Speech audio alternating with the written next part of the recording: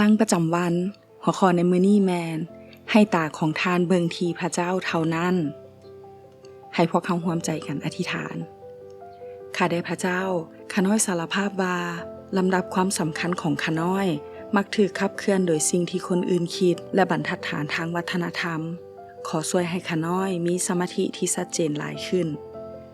พระธรรมที่เราจะเบิ่งนำกันมื้อนี้อยู่ในมัทธิวบทที่6ข้อ16ถึง24เมื่อเจ้าทั้งหลายถือศีลอดอาหารอย่าเฮ็ดสีหน้าเศร้าหมองเหมือนดังคนหน้าซื่อใจขดด้วยว่า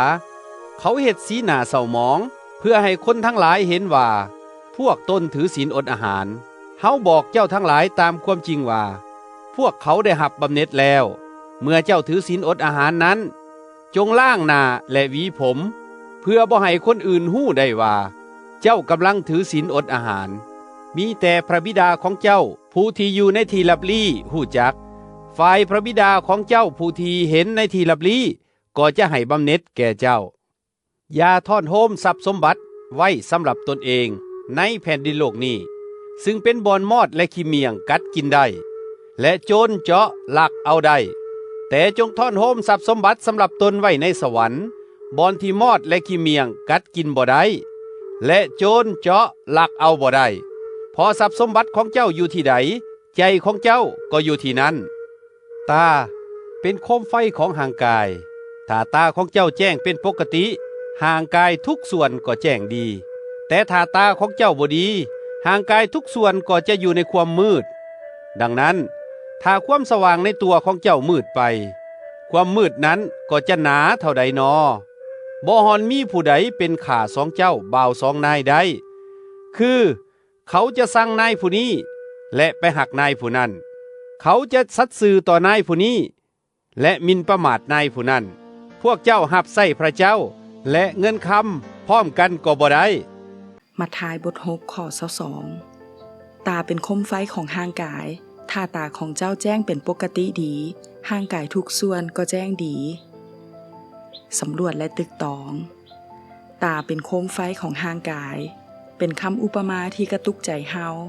เมื่อตาที่ดีจ้องเบิงพระเจ้าพระองค์จะส่องแสงแจ้งแก่ทานแต่เมื่อตาที่บ่ดีเบิงไปที่บอนอื่นเช่นการสรรเสริญจากมนุษย์หรือเงินคำจึงปิดกั้นบ่รับแสงสว่างจากพระเจ้าการอดอาหารเป็นหลักปฏิบัติสำคัญของชาวยิวในยุคนั้นโดยจะเฮ็ดพร้อมกับการบ่ตัดผมและหาขี้เถ้าใส่หน้าซึ่งอาจดึงดูดความสนใจและได้รับการยกย่องจากผู้คนแต่เช่นเดียวกับการให้และการอธิษฐานสิ่งนี้มีคุณค่าในสายตาของพระเจ้าก็ต่อเมื่อเฮาเฮ็ดตอนที่อยู่คนเดียวกับพระเจ้าเท่านั้นตาที่บ่ดีบ่เปิดรับแสงสว่างพอมัวแต่จดจ่ออยู่กับเงินคำและทรัพย์สมบัตินักเศรษฐศาสตร์ชื่อดังท่านหนึ่งในศตวรรษที่20ให้ความเห็นว่าปัญหาทางศีลธรรมหลักในยุคสมัยของเฮานั้นเกี่ยวข้องกับการหักเงินคำแรงจูงใจจากเงินคำส่งผลต่อกิจกรรมต่างๆในชีวิตถึง9ใน10พระเยซูเผชิญหน้ากับประเด็นนี้โดยการเปรียบเทียบความบ่มั่นคงของทรัพย์สมบัติทางโลกและเงินคำกับคุณค่าอันมั่นคงของทรัพย์สมบัติแห่งสวรรค์การจะเบิ่งเห็นแบบนี้ได้เฮาจำเป็นต้องมุ่งเน้นไปที่คุณค่าแห่งอาณาจักรของพระเจ้าปฏิบัติตามคำสอนทั้งหมดของพระเยซูในปัจจุบันดังในบทนี้และรอคอยมรดกที่จัดเตรียมไว้ให้เฮาในสวรรค์เงินคำบ่แม่นสิ่งที่เป็นกลางบ่มีผลกระทบต่อมนุษย์แต่มีอำนาจเฮ็ดให้เฮาตกเป็นทาสได้